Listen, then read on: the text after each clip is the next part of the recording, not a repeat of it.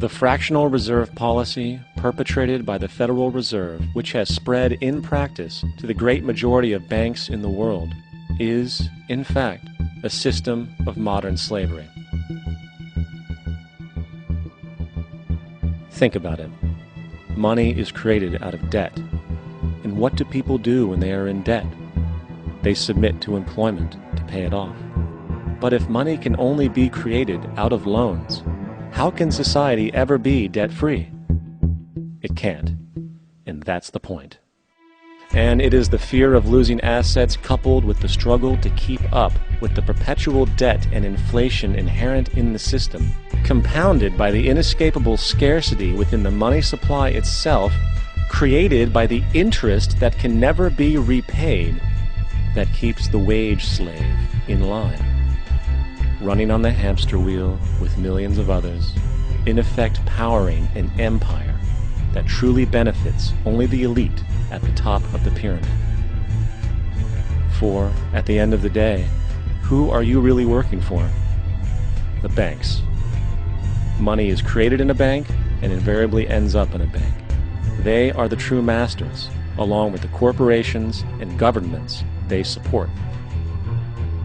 Physical slavery requires people to be housed and fed. Economic slavery requires people to feed and house themselves. It is one of the most ingenious scams for social manipulation ever created, and at its core, it is an invisible war against the population. Debt is the weapon used to conquer and enslave societies, and interest is its prime ammunition.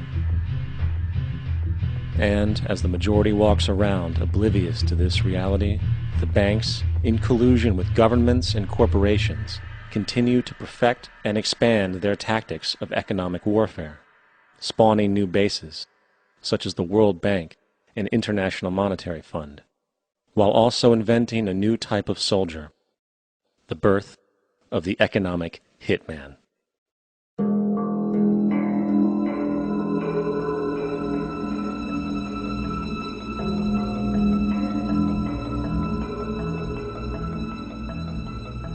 We economic hitmen really have been the ones responsible for creating this first truly global empire. And we work many different ways.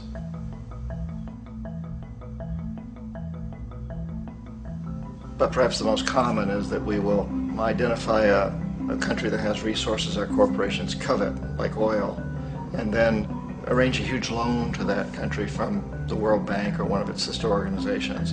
But the money never actually goes to the country. Instead, it goes to our big corporations to build infrastructure projects in that country, power plants, industrial parks, ports, things that benefit a few rich people in that country, in addition to our corporations, but really don't help the majority of the people at all. However, those people, the whole country is left holding a huge debt.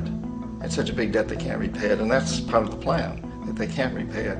And so at some point, we economic hitmen go back to them and say, listen, you owe us a lot of money, can't pay your debt, so sell your oil real cheap to our oil companies.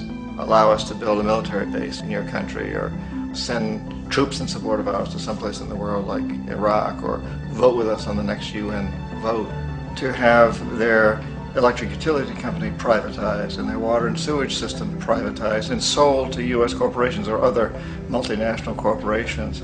So there was that whole mushrooming thing, and it's so typical of the way the IMF and the World Bank work, that you put a country in debt, and it's such a big debt it can't pay it, and then you offer to refinance that debt and pay even more interest. And you demand this quid pro quo, which you call a conditionality or good governance, which means basically that they've got to sell off their resources, including many of their social services, their utility companies, their school systems sometimes, their penal systems, their insurance systems, to foreign corporations. So it's a double, triple, quadruple whammy.